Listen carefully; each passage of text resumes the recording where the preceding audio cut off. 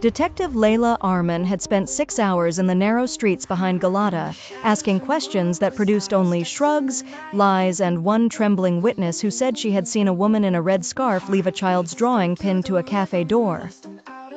The drawing was the first clue. A house with no windows. A moon too large for the sky. Beneath it, in careful blue pencil, the name Mina. Mina Vardar had vanished 3 nights earlier on her way home from a piano lesson. She was 10, bright, stubborn, and impossible to ignore.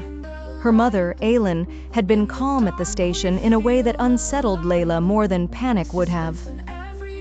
People who had learned how to survive bad news often carried its shape before it arrived.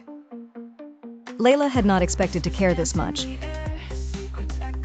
She told herself that was a professional weakness, but the case had already gotten under her skin, and so had the man waiting in the lobby of the district office, water dripping from the collar of his coat. Eren Demir introduced himself as a private investigator, though everything about him suggested he had once been something else and failed at leaving it behind. Tall, dry-eyed, and difficult to read, he said he had been hired by Mina's father. "Father?" Leyla asked. "Stefan Vardar," Eren said. "He is in Geneva. He claims he had not been in contact with the family for years. He wants answers now." Leyla folded her arms. "And you expect me to trust you because?" Eren gave a faint, tired smile. "No, I expect you not to. That is usually a sign I am being useful." She should have sent him away. Instead, she took the envelope he offered. Inside was a ferry receipt, a blurred photograph of the waterfront, and a handwritten note.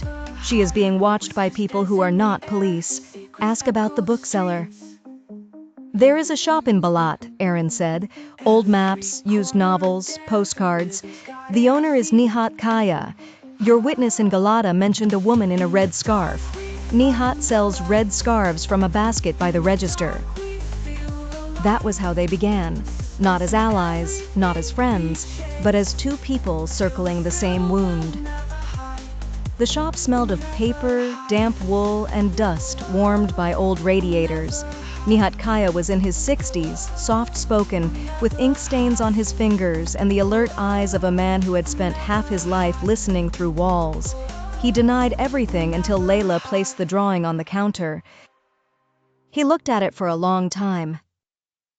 "Where did you get this?" "From a cafe in Karakoy," Leyla said. "A child vanished.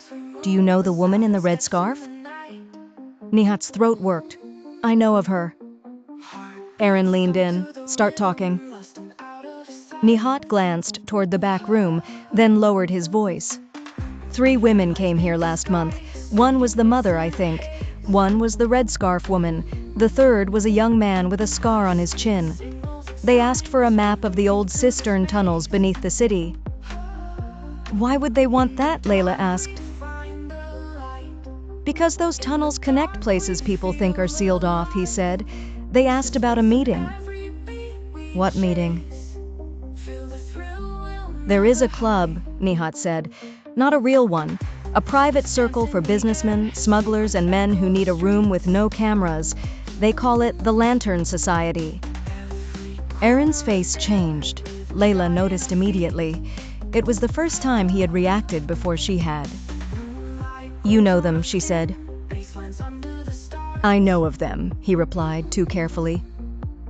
By evening, the rain had thickened. They followed the first lead to tunnels under an abandoned hammam, where the air was wet and ancient and the walls sweated cold.